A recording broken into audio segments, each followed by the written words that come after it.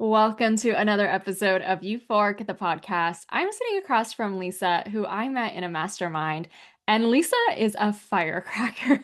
She has such incredible opinions, and she's doing such incredible work as well. So we're going to get all into that in just a moment. Lisa, how are you doing today? Good, thank you. I'm really well. Okay, you call yourself the Beyonce of the birth world. So can you explain a little bit at what that means? Okay, so the Beyonce of the birth world was basically my self-proclaimed title as the number one business coach for ambitious doulas, midwives, hypnobirthing teachers, mom coaches, people that are in the pregnancy, birth, and baby space, if you like, and parenting space.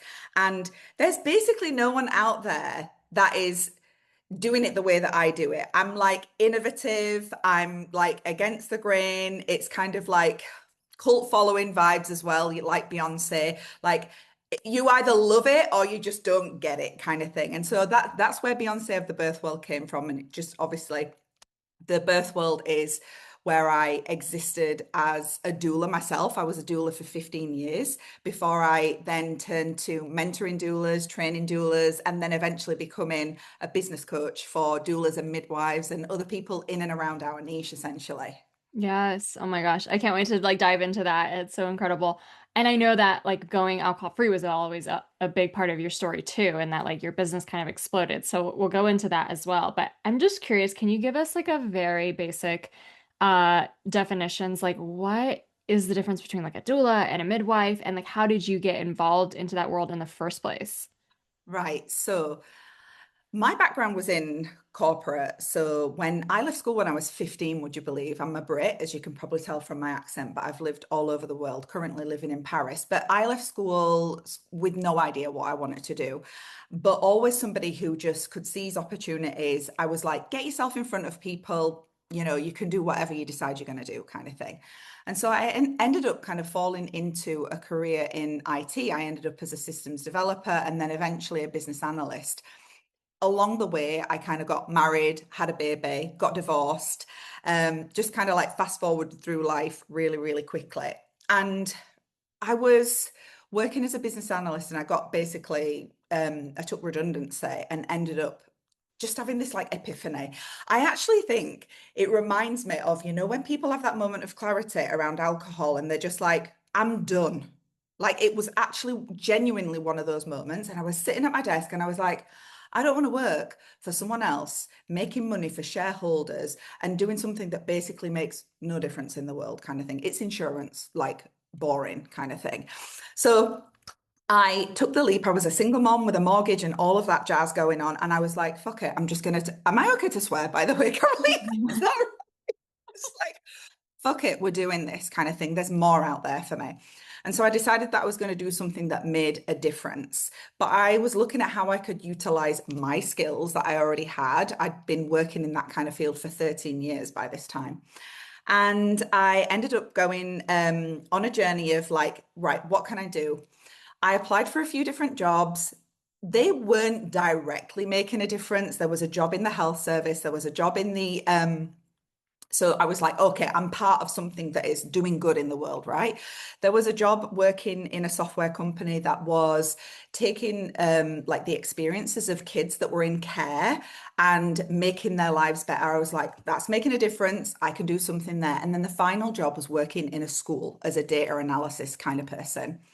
And it was the worst paid job of all of them. But I was like, do you know what? It's term time only. I'm a single mom, school holidays, great, perfect. Let's do this. And I took that job. And on the first day that I walked in the door, that was the day that I met the man that I've been married to for the last 18 years. So it was all fate. But then fast forward into my journey of like becoming a mum for the second and third time, I had like a really difficult first birth. And I don't think that that's unusual. I felt unsupported, unheard, and basically kind of just went through this process where it just happened to me. Rather than it being this thing that I did, it was like something that just happened. And I was so determined that that was not going to happen again if I ever had more children. It wasn't on the cards. And then Keith and I got together. We wanted to have a family. I knew from day one that it was going to be different. And so I did tons of research. I got like all my ducks in a row. I was like, this is how it's going to go down. And I had the most transformative like birth experience, really healing experience with Hebe, my middle one. I literally said 20 minutes after I gave birth, not even. It must have been like 3 minutes. And I looked at Keith and I was like, I want to do it again. It was so like euphoric, literally. Um, and on that journey of like learning everything about birth and bodies and women and all of that stuff, like there was just this itch to do something more with it. And a few people said to me, so I have my son as well. He was born at home, another incredible like birth experience. And people were like, you should be a midwife, you should be a midwife, you should be a midwife. I was with my sister when she gave birth to her son as well. And I didn't know what I was doing was I was being her doula. So a doula essentially, I think the easiest way of thinking about a doula is it's what midwives were before they became professionalized and more of a clinical role. It would have been a wise woman in your like town or village or whatever who came and looked after the women as they were giving birth. They just knew things. They like understood how it worked. They took care of business until maybe the doctor, the family doctor arrived or whoever it was, because birth used to happen at home, right? Back in the day. It's only really a modern, quite modern thing that birth is in hospitals. And so a doula really fulfills that role. She's a wise woman. She's the woman who understands how birth works, but she's there for the woman. She's there for their emotional, practical, spiritual kind of journey through it. And so the modern day doula was born really as birth became more and more medicalized. And that's what I ended up retraining as. I was like, do you know what? That's what I want to do. I don't want to go to school for 3 years and become a midwife because that's the route to becoming a midwife in the UK, certainly these days. So I'm going to be a doula. And that's really the difference. One is a clinical role and one is a purely like emotional, practical, and sometimes spiritual kind of role. And that's the one that I wanted to be. Like I wanted to be with women. I'm about women, not babies. So Yeah. yeah, that's the kind of difference. Yeah. Oh my gosh. I love the story behind it too. And what I think is so cool is this like real dedication to reinvention and not getting stuck in the like, oh, well, I mean, I don't know. You just think of like a profession like that. And it's like, if you're not doing it since you're 18, it's like you don't just like step into it later in life. And yet you proved like, no, yes, you can do anything that you're passionate about. You learn about something, you go through an experience, you go through a challenge, you get so immersed in a world, like take that as your sign if you're so like alive into it to go after it. It doesn't matter like what age you are, whether the schooling you did or whatnot. And I think that takes a lot of guts to be like, okay, I'm going all in on this, like, and I'm gonna make a career out of it. So you spent a lot of time, as a doula yourself and, building a business like that. And was that your first business or? I've always been quite entrepreneurial. You're not going to be surprised, right? So before then, I did all kinds of little bits and bobs. So, for example, I paid basically for half of my wedding by importing designer shoes from the States and selling them when the dollar and the pound, like I was getting two to the pound kind of thing, £2 to the dollar or whatever, whichever way around it was. I made so much money doing that. I figured out a way of getting them in, selling them on eBay. PayPal shut me down. They thought I was money laundering at one point because I was making so much money so fast. But I was just buying end of line, like designer shoes, and then selling them. So I also set up a baby wipes company as well, like a reusable baby wipes company. It was so not scalable. Me and my husband were literally making these like kits. People were buying them left, right, and center during my mom time. That happened. I've always been a little bit of a dibbler and a dabbler in business. So when it came to like setting up the doula business, I was that girl in the doula training. Like I was ready. I'd picked out the name for the business. The website copy was done. Like we were good to go. I was like firing kind of thing. And so when I did set up my doula business, the first month that I went live, I'd done so much like pre-prep. I was literally booked out my first month and it just kind of went from strength to strength there. But I know that that's part of my DNA essentially. I'm just like, we're doing this. I'm going all in. I'm going to make it work. Yeah, that's the only way you can do it, right? Yeah, Everything else is wishy-washy, and you're like one foot in, one foot out, and that's people stay stuck in that zone for years. for sure. Yeah. Okay, so when did you decide then, like, okay, I've done this, I've like, built success, I know how to do this, I understand this world, I need to teach other people because I think that's like where I felt in my calling as well of like building a very successful alcohol-free coaching business.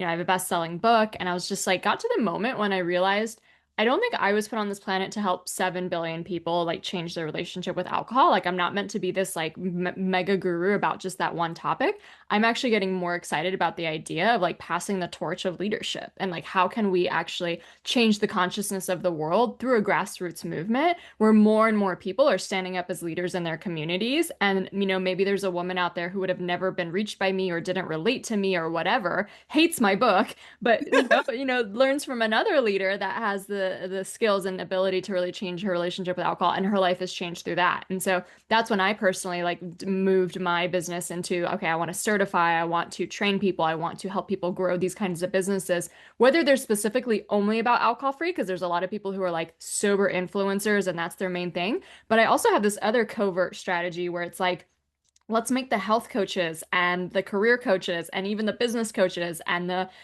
spiritual coaches, like all of them should have the toolkit. If like 50% of people are sober curious and want to drink less, I think every coach, every facilitator, every practitioner that really cares about transformation should understand how to have a conversation about alcohol. So that's my like inner why where I'm like, Mm. let's go change the world. And like, obviously we want to grow successful businesses. So then I started training on business as well. And so how did you personally make that pivot from like, I'm in the field working like in the, out there to like, In the train. trenches, as it Yeah, in were. the trenches. There we go. To like, I want to like help train and build businesses in the birth world. So it kind of happened organically. I think that I was always a little bit of a trailblazer in the doula world anyway. So there was this, and I can't speak to like the global, perception or culture around like being a doula, but as my like work has started to go global kind of thing, I've learned a lot more about like how how doulas are perceived in terms of like the business side of things across the world. I used to run the European doula network for a while. And now I've got like clients in the States and so on. So I've got a good grasp on it. And I think that you can say in general terms that, you know, doulas have been undervalued and underpaid, like historically. It's a caring profession at its roots. Think about nursing, think about, midwifery even. Like it's not seen as something that is highly paid. This is a whole patriarchal conversation, but anyway, we'll not go down that rabbit hole. So I kind of like burst onto the scene where I was, and I was like, I'm doing things differently. I'm not like floating around in a caftan. I'm charging properly. This is not just like a crunchy situation where I'm gonna like feel like, oh, I'm just so blessed to get to be in the birth space, like and witness that. No, it's all like, yes, but no, it's a business. I'm really serious about it. Like, this is not just going to replace my salary. This is going to like transform my life as well as the lives of the people that I am here to serve, as a doula. And so I always kind of thought of it a little differently. I kind of got these like nicknames that were, I think, kind of a little bit snarky. Oh, Lisa, she's the doula for the designer handbag brigade, was one of the things that someone once said. And I was like, well, I'll take it, whatever. I'm the doula for the people who resonate with me. And that's that. And I think because I was kind of fresh and different and just ultimately me, right? Ultimately, I was just being me. That really kind of like resonated with people. And so a little bit of a movement kind of organically happened around me. I was teaching doulas social media way back in like, we're talking about when Facebook first became a thing. So everybody came around my house and I was like, you all need to get a Facebook page because this is how we're going to get more visible. Because when I built my doula business, I literally put my shoes on and went out with flyers, with leaflets. I put them in books, in bookstores. I was like, where are the pregnancy books? Stick them in there. I was going into supermarkets, going to the pregnancy magazines, the women's magazines, looking around, sticking my leaflets in there. I was like literally having having to do the hard yards, setting up support groups, like free things for people, breastfeeding groups, home birth groups, positive birth groups, mom groups, anything where I could get visible. And then, social media started to become a thing. So I was like, I should teach people that. Of course, I'm going to leverage it. I'm crazy not to. So I started to like take on those roles a little bit. Like this is going back to at least like 2013 at this point, 2012, 2013. And then I really believed in mentorship. Like as a doula, certainly in the UK, you're not required to do mentorship at all. You are as part of your training. There's a little bit until you're recognized, but then you can just do whatever the fuck you want, really. And I really believe mentorship is where a space where I've always grown, kind of thing. I had an amazing mentor, and she went on to basically like say, you should be mentoring people. Like you can do what I'm doing here. And so that pivot kind of happened. And then I was invited to train doulas, and they were kind of coming to me because I had a different perspective on building the business side, not just becoming a great doula, but becoming a great business owner. And a friend of mine just said to me, why aren't you doing this for more people? Kind of thing. And so it just happened organically. And in 2021, 2021, I was just like, I'm doing it. I'm going to be a business coach for doulas. I'm ready to kind of like hang my hat up in terms of going to births. Like the last birth I went to was in 2021. And it's like that big why piece for me was I can't stop here now. And if I show these doulas who there's a massive dropout rate because they can't make it work in terms of the finances. They don't know what they're doing. They know how to be a great doula, but they don't know how to do all the stuff that I teach them. That means less people have doulas. That means less people have transformative births. That means the world is a worse place because, it's very corny, but in my opinion, everything starts with birth. Peace on earth starts with birth, kind of thing. Like the way you are born is so important. The way that you feel as a woman when you give birth transforms your experience as a mother. And so for me, it's like I've got it written down in one of my journals, the silent impact of millions of positive births. And if I can help more doulas and midwives and people in that field to have a sustainable business, to grow something that is beyond a hobby, then I'm literally impacting the world, aren't I? I'm impacting the world. And that's my big why. Yes. You know what I get so much from this? Like, obviously, we're speaking about a very like niche subject in your perspective. I have like a niche subject from my perspective, but I was thinking the other day, Lisa, about the sense of purpose, and I was watching this like Natural Geographic show, and it was all about like a marine biologist who was geeking out about like I don't know, algae, something that like most people don't. And I was like, that's it. Like, there's a fire in her. There's a fire in me. There's a fire in you. And you're like, you have such a strong conviction, and you know that the thing that you're so immersed in is going to change the world. And I just look at so many people I know in the corporate world, so many people I know from past jobs or people I've met in different places, and they're just like dead on the inside because they don't have that.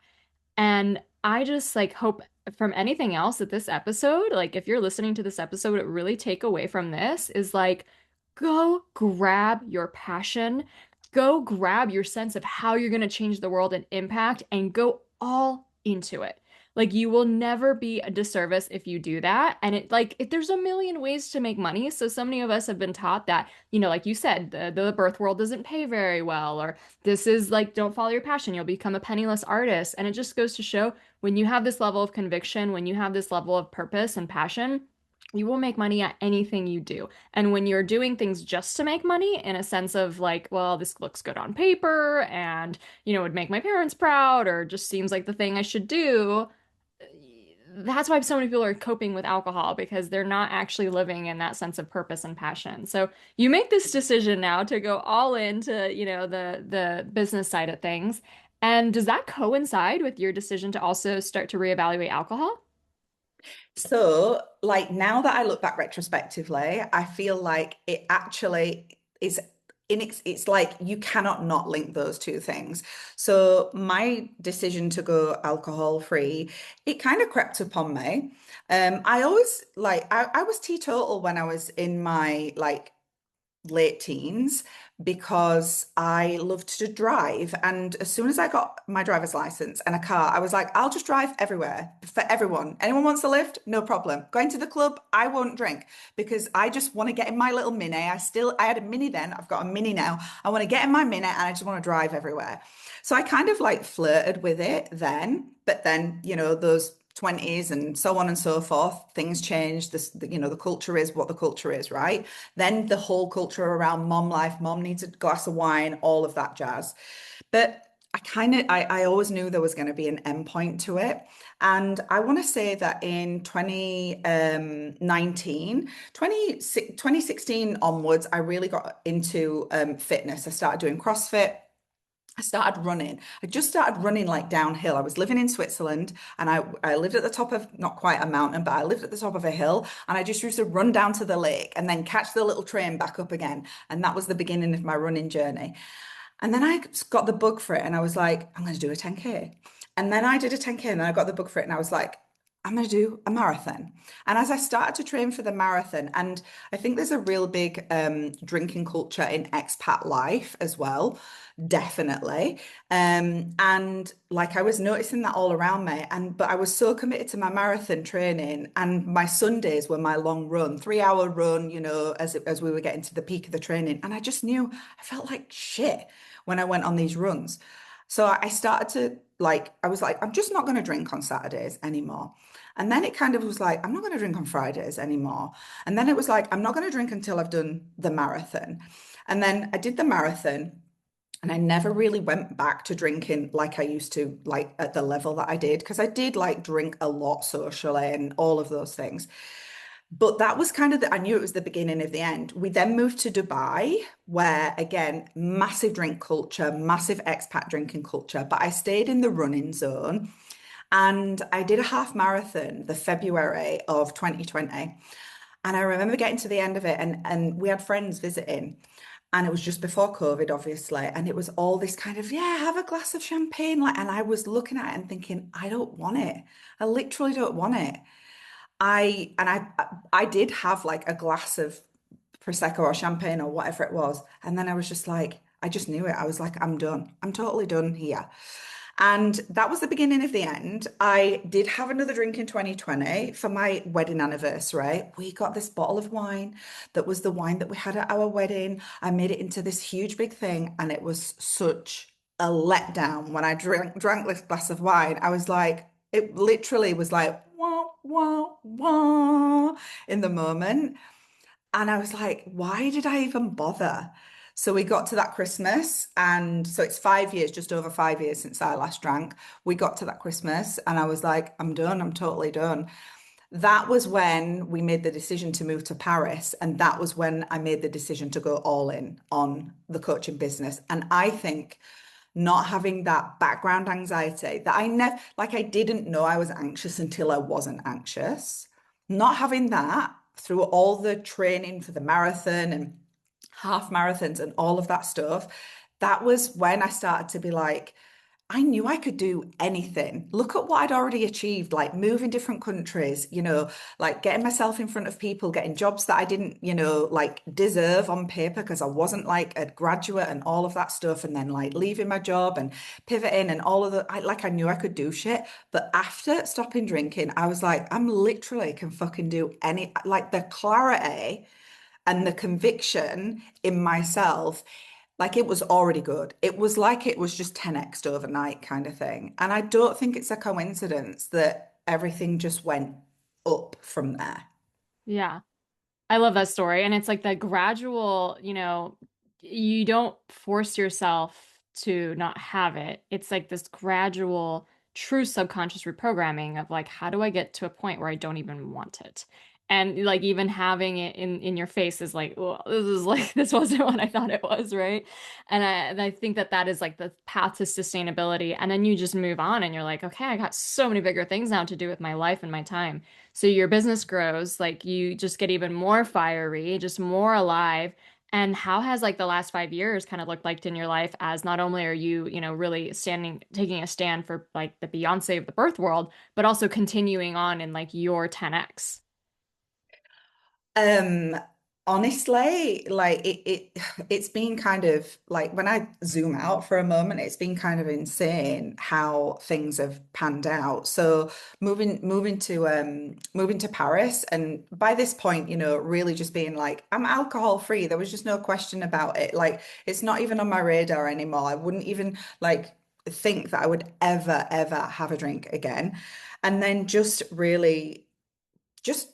absolutely, I know it's kind of cliche, being convicted and going all in and just saying, right, where are we going next? Where are we going next? Where are we going next with this? So just starting with the small steps of claiming the space as the Beyonce of the birth world and just being like, I've got the receipts. I've done this for myself. I can do this for other people. Like I know what the pitfalls are. I know what what this like background narrative is that we need to also retrain our brain, reprogram like that shit is not for us kind of thing. And then just really like just stepping into it, allowing it to unfold, but being very intentional with it. Like I've never had this like 5 year like plan or anything like that for life or for business, but just knowing that like, okay, what's the next thing on the horizon? What's the next thing, allowing myself to just be quite organic about it, but at the same time, just not putting any limits on myself. So it's gone from being like just a handful of one-to-one clients and, people that knew me from, being their trainer or being their mentor in in the doula world kind of thing to, oh, someone else is like, recommending me. And then the next news, someone else is reaching out and so on and so forth. And then thinking, right, okay, now I've got like all these one-to-one clients. How do I need to like revisit all of this and make it something that is more scalable? Because at a certain point, like I'm here with 15 one-to-one clients. I literally can't do anything else other than serve my clients and then like reimagining the way I want to do things. Like my membership, the 6%, is like the first of its kind for doulas and midwives. Nothing like that exists, kind of thing. And just allowing myself to go, right, it doesn't exist. Fucking create it and do it how you want to do it, kind of thing. So the doulas came first, the midwives kind of followed. I never intended for the midwives to come, but then they were like, you speak our language. Can you help us? And that snowball effect happened. Then the other people start coming. I've got clients who have, like yourself, have published books. I've got multiple clients who have published books now, really successful books in the birth world and beyond.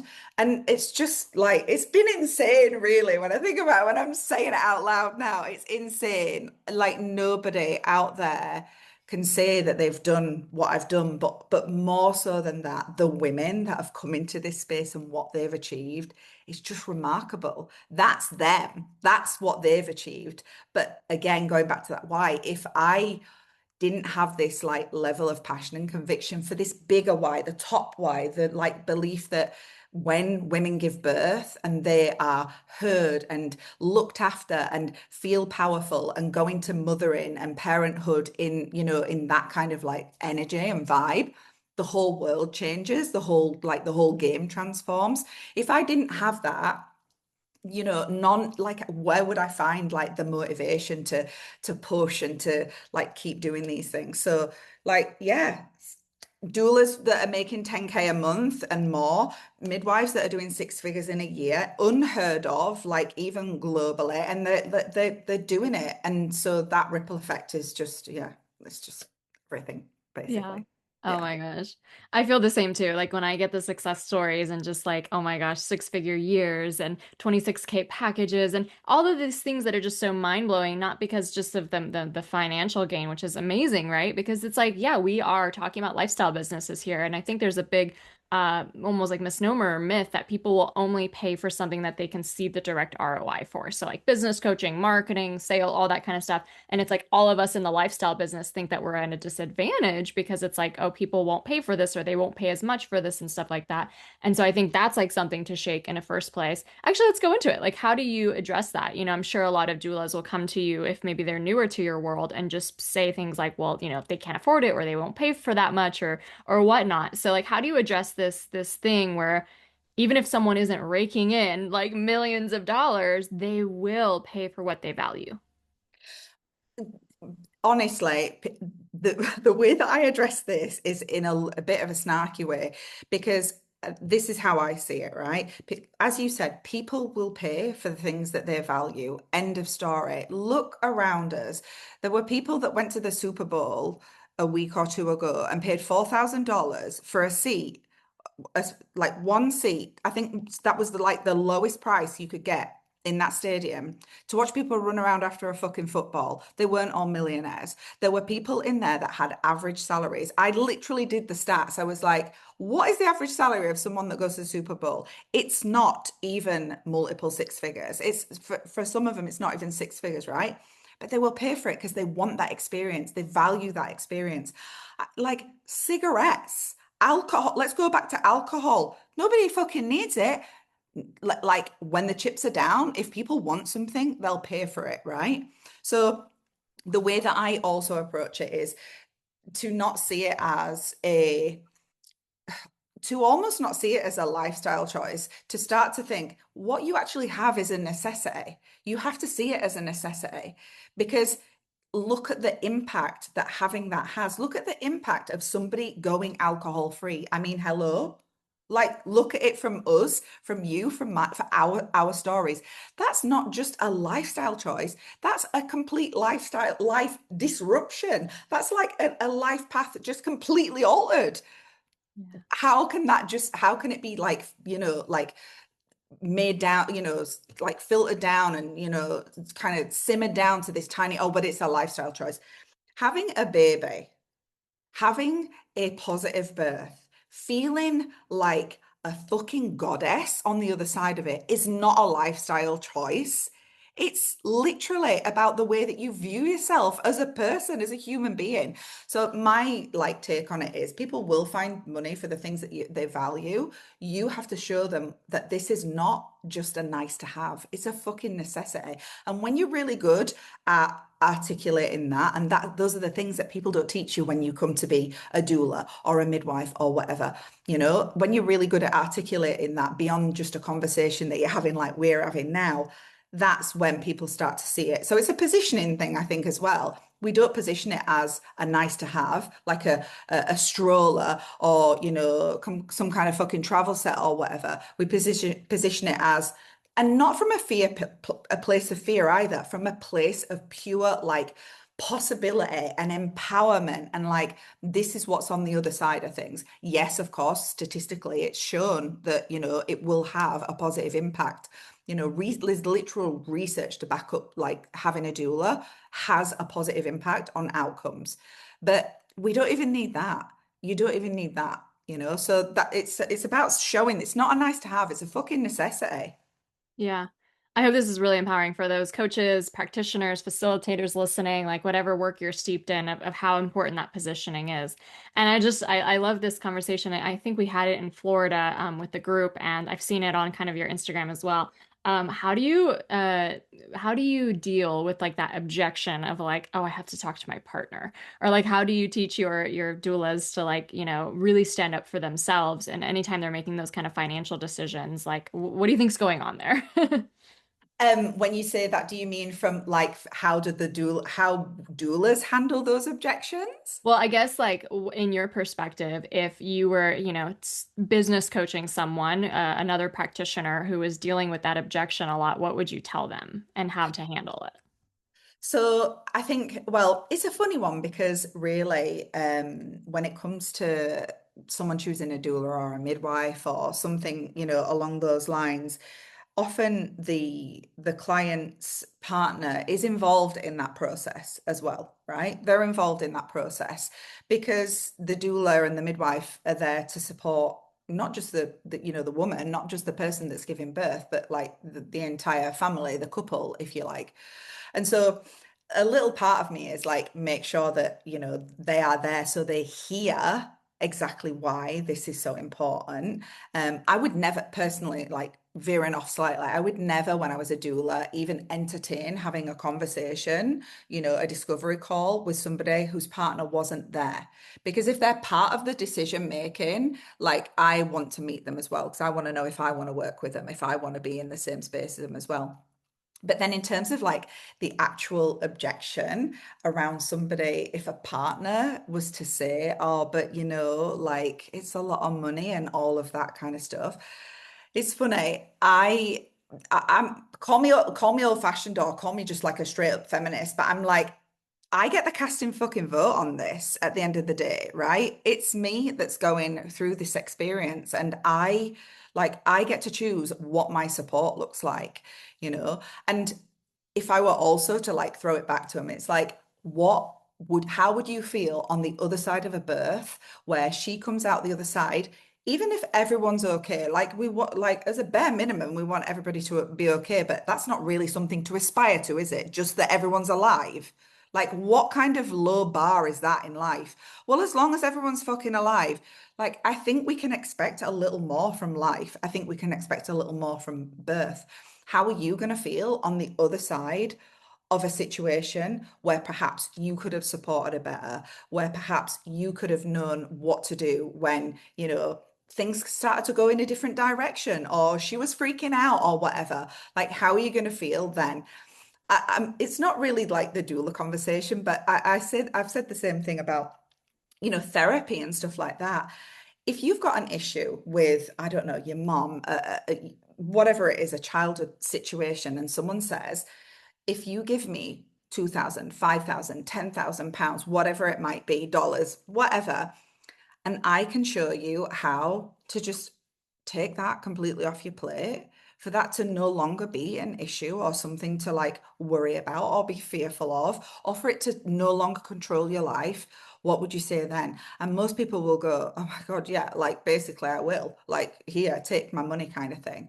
So it's a funny one. I like it's rare for partners to have those like money objections. I find when, and this is a positioning thing again, you are talking directly to the people who are already looking for what you've got. They're already bought in, they're already convinced, they're just looking for the one. So I'd like to think that my doulas don't even get on calls with people that have price objections. I had a doula recently say to me, she was like, I've had my first price objection. And it was the partner. And he said, and do you know what he said to her? He said, I've just got one more question. Like, I've noticed that you are charging like significantly more than other doulas in this area. And she was like, oh, right, cool. Like, what did you notice? Put it back to him, kind of thing. And he was like, well, like most people around here are starting around the £2,500 mark. And I noticed that you start from £3,000 up. You know, is there any reason? And she was like, well, yeah, that's because I am really experiencing this. You know, I know what I'm doing, but also this is my career. This is my job. I am not in this for a hobby. This is actually what I do. I'm committed to it. I'm committed to being there when you call. I'm committed to being there when you need me. And this is what I need. And this is the bit where I was like, I'm so proud. This is what I need to sustain my business so that I can keep doing this for a long time for a lot of people. And he was like, okay, cool. And they literally booked. They literally booked. She just stood in her conviction and she didn't make it, you know, any excuses or justify it. And the guy was like, cool, makes sense. How do I pay you? Wow. Done. Yeah. Yeah. Do you ever see on the flip side? And I love the positioning and just so much of the conviction of like, you know, we're already looking, this is a necessity, like this is so important and stuff like that. But do you ever see it on the flip side for people who want to invest in business education and they also get the partner objection? So I I have heard it like occasionally. I want to go away and talk about it. But very, very, very, very honestly, very, very rarely. Um, I can't even think like the last time it's been said. And to be honest, like I'm going to be brutally honest now. If someone's like saying that, I actually probably don't even want to work with them.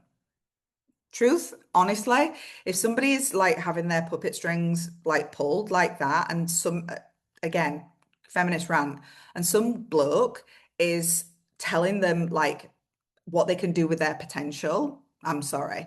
Like, I don't ask for, listen, I'm a bit older than you, right? And so maybe from my generation, there's this like out of respect conversation sometimes to be had. But ultimately, I will be doing what I'm going to be doing. End of story.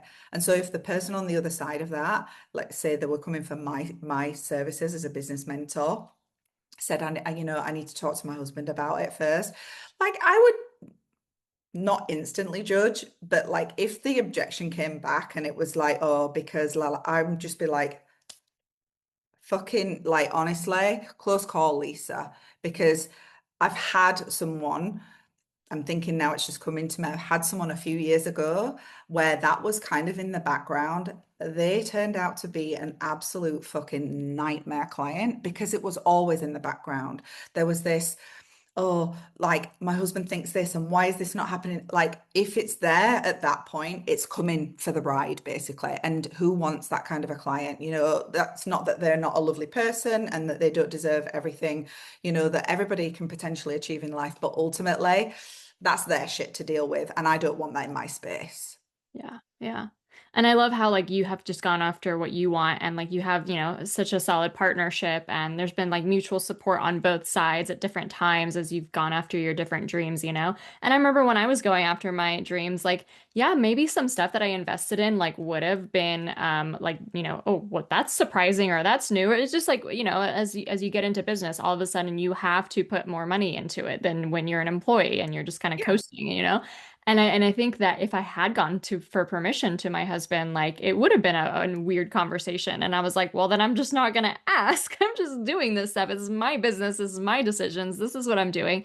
And it's like now that he's seen the success of it, like even after just like a year or two, it's like, oh, well, of course, stuff like that. But I think it's like it's different when you go from that mentality of, like as little skin in the game as we possibly can, like the most risk averse we can possibly be to like, no, this is the kind of risks you do take if you really want to succeed in the world. It is like can kind of, change relationships a little bit and what they see as valuable and stuff like that. And I think it's really cool that you speak to that and that you're able to address that as well with your clients. Yeah. I mean, at the end of the day, like obviously everyone has their own like relationship dynamics and all of that stuff, but our relationship has always been built on like supporting each other no matter what. And there have been times in our journey together, like I say, we've been together like over 20 years, married for 18 years, and there's been times in our journey where I've been prioritizing like, or should I say, like sidelining some of the things that were, important to me momentarily to support his dreams, to support his ambitions. And then there have been times when I've been like doing the mom thing and he's been out there just, head down being a breadwinner and all of that stuff. But my energy was just as valuable as the numbers that he was putting in the bank because we're a team essentially.